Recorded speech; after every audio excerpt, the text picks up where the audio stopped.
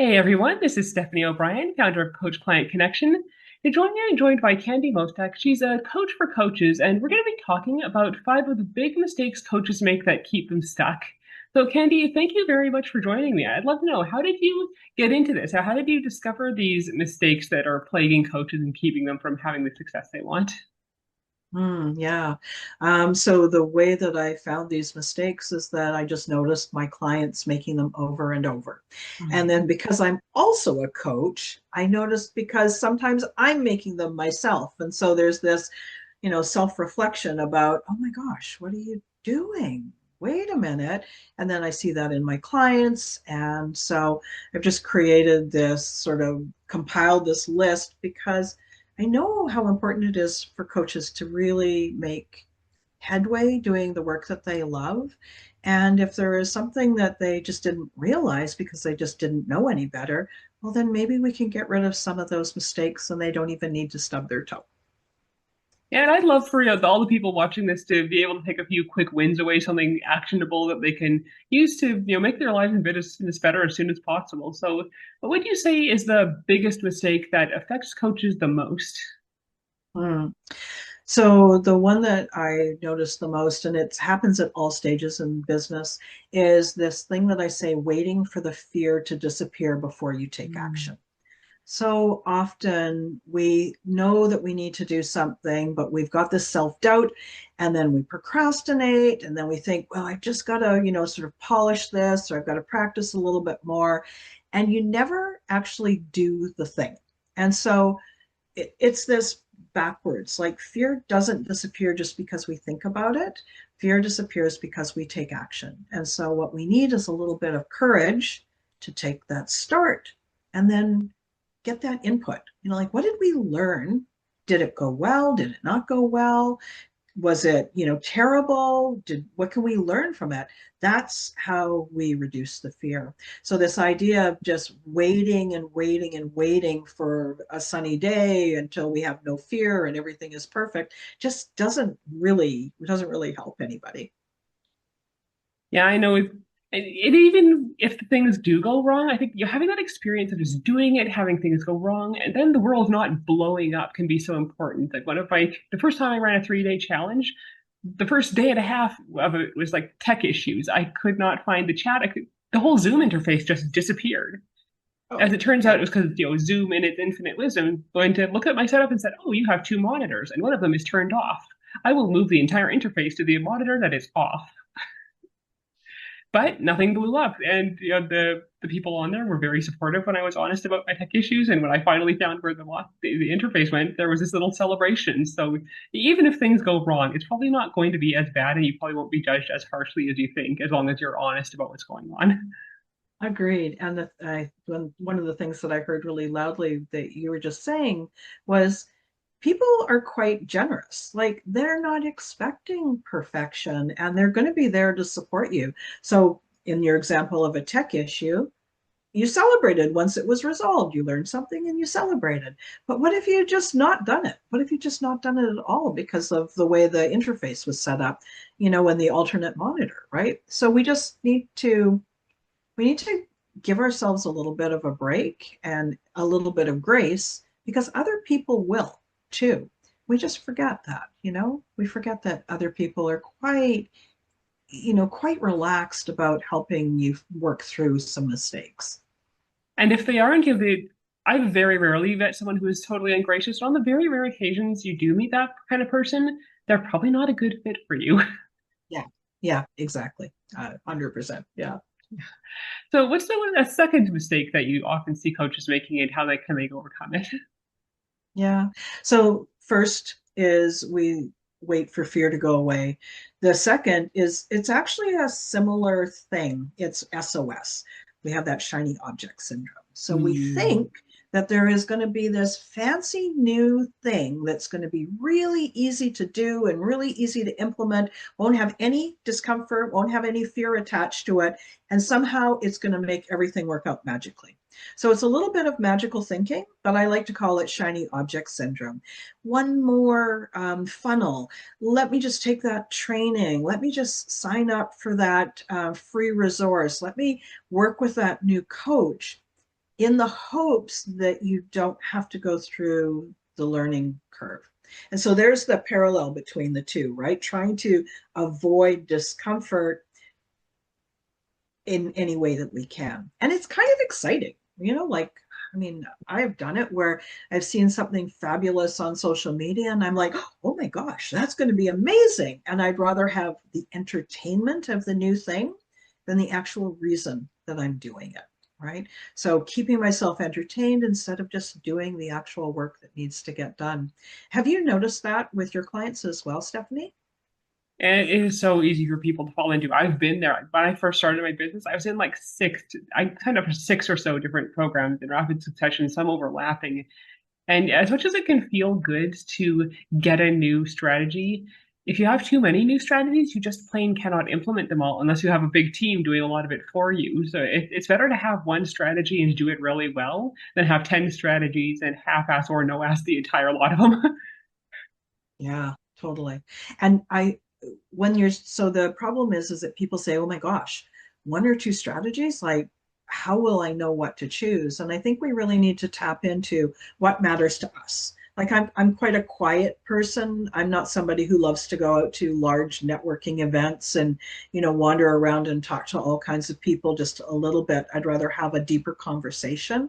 So I know my strategy is being a guest on people's podcasts, having guests on my podcast, as opposed to going out to large networking events. So you choose something that is aligned with your personality and with your way, and then it's going to be easier for you to narrow down that right choice.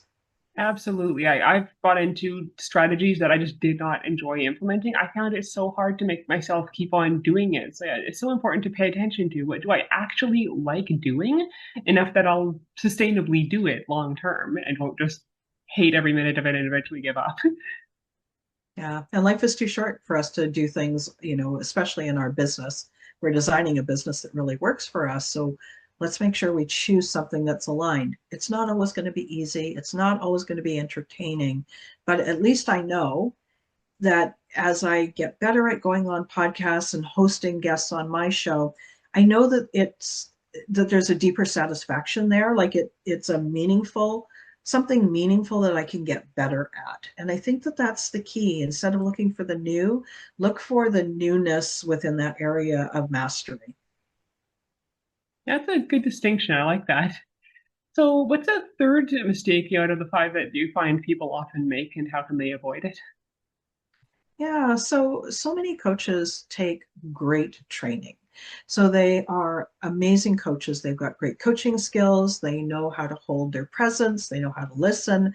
They know how to ask great questions. They know how to create accountability and growth and a really safe environment for their clients. But then what happens is that they think that being a really good coach means they're going to have clients. And those are two completely separate things. Like you can be a great coach and terrible at marketing and signing clients, and you're not going to be coaching anybody. And then on the other hand, there are people that are not such good coaches who have clients because they have taken the time to learn marketing. So anytime I've taken coach training myself, I've also volunteered at a number of coaching schools. What I see is so many of the coaches get really excited because now they're a good coach, but then they forget that you can't actually be a coach if you don't have a client. And so it's a bit of a disservice that I think some of our coaching schools fall prey to is thinking that those are the same thing when they're not. They're not at all the same things. So being a good coach does not mean that you're going to be a successful coach. And the best coaches that I know, they learn and they're continually honing their coaching skills. And then they are doing enough marketing in a way that's aligned with them that they actually have clients. So they get to do, pardon me, they get to do the thing that really matters to them. So that it, I find that it's a myth that I find quite frustrating because I've seen so many really solid coaches quit. And it feels like such a waste, to not do the thing that you really know you would be good at and that you truly enjoy. So I hope that of any, that this one is the biggest one for me. Yeah. Yeah, I've seen that so in not just coaches, so many professions. I worked for a while with a guy who was focused on dentists. They train them to be good dentists and they don't teach them how to get patients. Or, as a fiction author and a novelist, I was so mad when I heard one of my mentors say, you keep on hearing about best-selling authors. You don't hear about best writing authors as much as you hear about best-selling authors. I don't want Yeah. my acknowledgement of my good writing skills to be dependent on a whole different skill set, but it is. Yeah. So, yeah, I hear from you again. This is super important, right? We have the skills, we have the tools, but then we have to make sure that people can actually get our help. And that's on us, learning how to market, Yeah. learning how to make offers to people, and creating great coaching programs that people want. That's how we really get the work out into the world. And in a way, the selling process is in itself kind of a form of coaching because you're helping people to get a clearer idea of what they want and what is aligned with them, what method of getting it is aligned with them, and helping them to say yes to themselves if your method in particular is aligned with them. Yes, and that's a big one. It's not even in my list, but I mean, you've brought it up. This selling as a service. We never sell to do arm twisting or to be salesy. As a coach, I don't want to work with somebody who's not a great match, but maybe there is some other help that I can offer them. I can send them on a different path that is going to help them better. So how can we look at selling as a service, right? Yeah, and it's a service as long as you're offering them something they need. Sometimes that'll be what you have, and sometimes it'll be something somebody else has. I like to have this, network of people that I can refer to. Okay, you need that. I don't do that, but I know someone who does. Yeah. Oh, yes. And that's the wonderful thing about having a great network is to know that you can support other people that are going to be good matches for them. It's a great way to Yeah. have a community. So, what about the fourth mistake that you often see coaches make? Yeah. So this is quite common as well.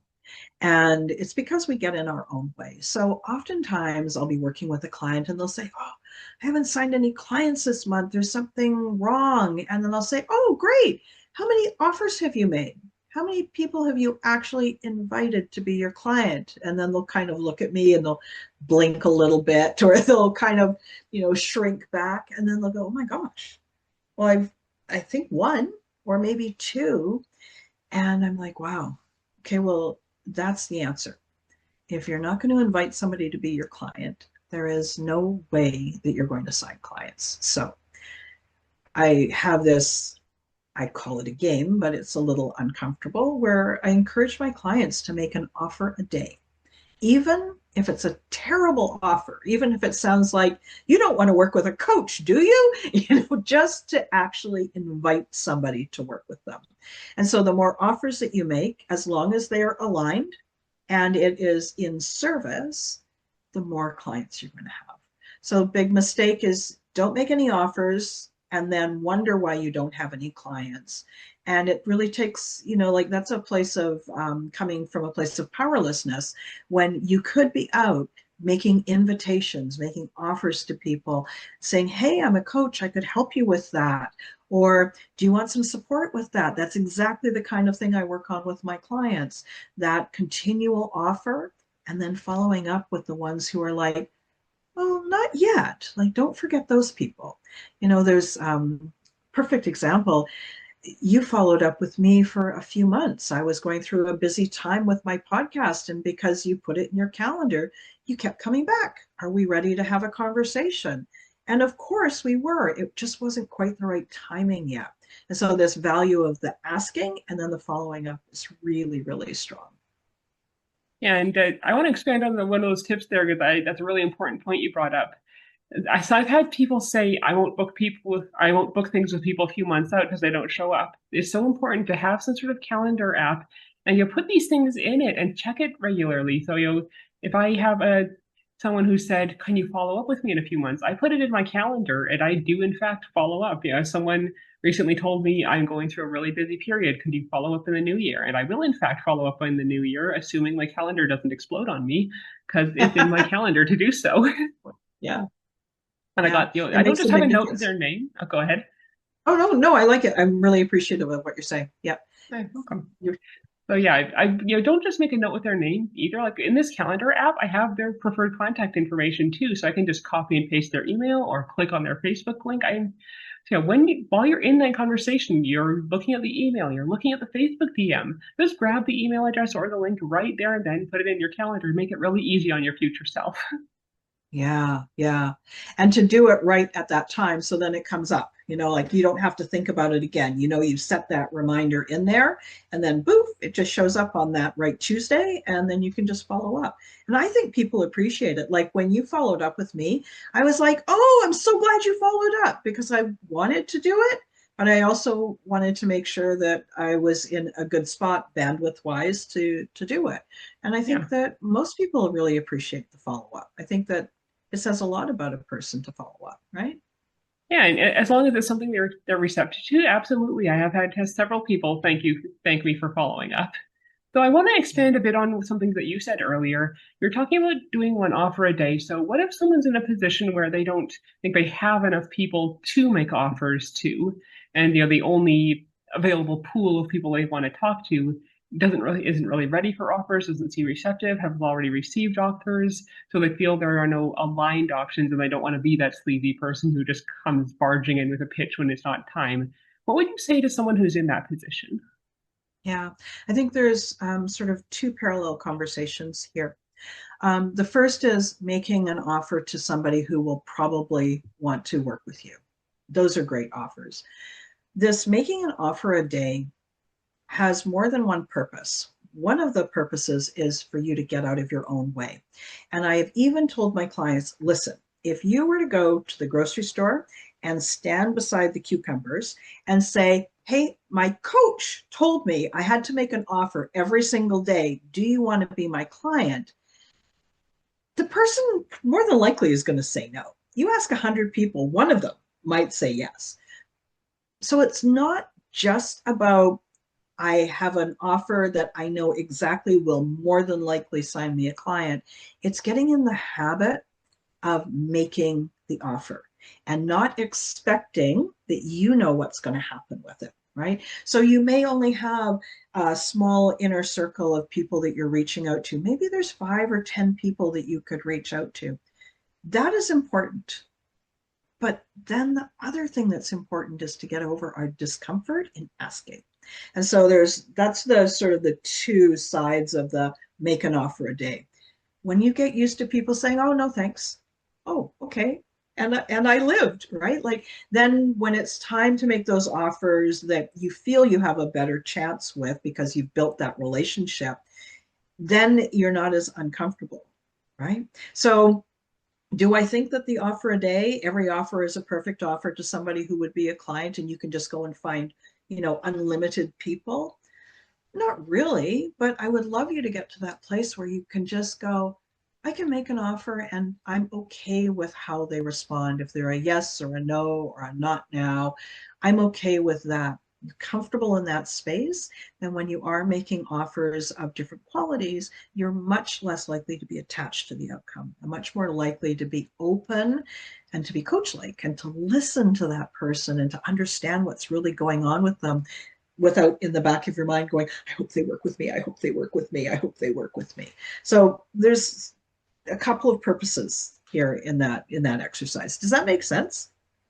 Yeah, and I imagine it helps to have, different types of offers you can make. Like, for example, I have one offer, a coaching, like I've done with you, coaching programs creation session for people who already know what transformation they want to create and who they want to create it for. But if someone doesn't know that, they will not get the benefit from that session. So I also have a PDF I can offer to help them figure that out. So is that something you recommend to your clients, is having different types of offers for different people so you're more likely to have something that's a good fit for whoever you're talking to? To a point. And so I always encourage my clients to create resources that are valuable, that could help somebody. So there is that. But in the exercise of making an offer, that is really in the ask. Would you like to work with me? Even if you don't think that person is going to want to. It's about doing the hard thing. And that's the real lesson, is like doing the hard thing. If I, over a year, 52 weeks in a year, 5 days a week, say 250 offers. If I make 250 offers, my coaching practice is going to be full of private clients. Some of them are going to be better offers than others. Am I saying an offer is, would you like this free resource that could really help you? You get to decide. I make the tough rule of saying, make an offer, like a real offer, one that makes your palms sweaty and your stomach turn over. That's the one that I suggest. Like a paid offer every day as opposed to Yeah. someone being like, Yeah. Make an offer. Would you like to be my client? Because it's not because it's this dual message. It's the dual lesson of learning to ask, learning to be okay with the response, because we can all say, hey, I've got this free thing. Would you like the free thing? But that doesn't make me uncomfortable, right? It doesn't make me uncomfortable to say, hey, I've got this really great free course that I pulled together. 8 short videos. It's going to show you exactly what you need to do to launch your business. I feel great. That doesn't make my palms sweat. I need to do the thing that's going to make my palms sweat. so how do you propose people find that balance between, making that offer consistently, whether or not it's perfect, but also not being like the used car salesman who tries to recommend something to someone that they don't actually need and therefore doing them a disservice if they agree to it? Yeah, I hear you. That's a really good question. Okay, I don't There's I don't know selling is only a service if they're actually aligned and need it. So agreed. But then it's also not up to us to decide what if they're ready for it, right? So this thing, I think this is really cool. How do you do it without feeling like a used car salesman, right? And sometimes, like where I would feel uncomfortable is a very different bar than where one of my new clients would feel. So sometimes, is it okay to feel salesy? I struggle with this. I talk with my clients about this, and they'll say, oh, I feel salesy. I feel like I'm going to be reaching out to that person I used to work with 5 years ago, and I haven't really seen them. And now I'm going to ask them if they're interested in doing a free call. I feel uncomfortable. I feel salesy. Is it a problem to feel salesy? I don't know. Like, yeah, how for am me I it just going to depends. know? Yeah, I think Yeah, for me the bar or the litmus test is, is this something I genuinely think they need? If I were recommending something that I didn't think was actually a good fit, then I'd feel like a fraud and I deserve to feel like a fraud, honestly. Whereas if I'm recommending something I think will genuinely help them, then I'm more comfortable with it. yes, agreed. I agree with you, but then I also think there's the exercise of getting good at making offers, because lots of times my clients will be like, wow, I could have really helped them. Well, did you invite them to work with you? Well, no, I was worried about being salesy. So do you see there's that? Yeah, there's At that. what point? At what point is it? At what point is it your internal game as opposed to learning how the skill of making an offer? And that can be a tricky balance to strike, And of course, Yeah. that putting it out there in case there's something, a need they have that you don't know about. Mm-hmm, And mm-hmm. Yeah. Now, remember too that most of the people that I'm working with are new coaches, and most of them, they've got careers or they've had careers, and this is a whole new thing to them. So the whole skill of inviting somebody to work with them is very different. It's like going on a job interview every single day, oh right? yeah. So yeah, thank you very much for the good insights. We're getting low on time, so I guess I better move on to the fifth mistake Sure. that coaches make. So yeah, what is the fifth of those five mistakes you often see coaches make, and how can they overcome it? Yeah. So the fifth big mistake is overcomplicating. They worry about their website and their branding and whether they have a funnel and all that complexity. And when you are a boutique coach, it's working with private clients, mostly one type of client with one type of solution. You only need a few things. You don't need a website. You need a way to talk to people, whether that is you meet people on social media, or you're creating content that is attracting your dream clients, or you have an inner circle of people that you can reach out to and create a warm circle out of. So, a way to talk to people, having conversations, one main solution that you help them get, and an offer, a package, a coaching package that you can help them get the results. So, it can be quite simple. And I think that we overcomplicate it. We think we have to have all these pieces of a mature business in place when in fact you really only need to invite people to work with you, have a way of creating conversations with people, inviting them, and you only need a few pieces of tech to make it happen. Something like Zoom and a payment processor is really all you need. Yeah, I totally made that mistake when I started out. I spent so much time setting up the nitty-gritty of my business. I lost a few potential clients that I was in contact with. So yeah, I can definitely relate. So thank you very much for sharing all this expertise. And so if somebody is, finding they're making these mistakes, or maybe they might be making more mistakes and need more help troubleshooting, what's the best? Do you have any kind of gift or anything that can help them to take the next steps toward overcoming these mistakes and building their business? Yeah, and thank you for asking, Stephanie. Very I welcome. have a free course that I've created. It's a number of very short videos with some step by steps that you can do. It's for newer coaches who are just getting started, who don't want to overcomplicate it. It walks you through the basics, the bare minimum of what you need. You knock those things out, and you've got everything that you need to be signing your first few clients. So I'll share the link with you, but they can sign up for that free course and take it. Comes with a great workbook, and it was a lot of fun creating it, and I've had some really good responses from coaches saying, wow, this really made a difference for me. So love to introduce that. Yeah, thank you very much for sharing that. And for those of you watching, depending on where you're watching, it'll be in the YouTube description, the blog post, the social media post, or its comments. Yeah, it'll be right there with the video wherever you happen to be watching this. So thank you again so much for joining us, Candy. I really appreciate you sharing your expertise today. Thanks, Stephanie. Appreciate You're being a welcome. guest. So any final thoughts you have? Any last tips for our audience? Last tips.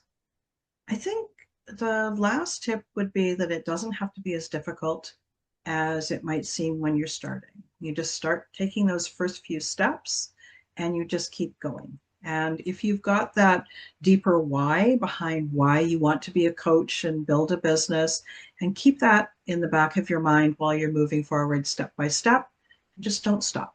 Just don't stop. You'll be fine. That is great advice. Thank you very much for sharing. And thank you everyone who tuned in to listen. I really appreciate you, and I hope that you'll check out Candy's gift. In the meantime, create a great day. Bye.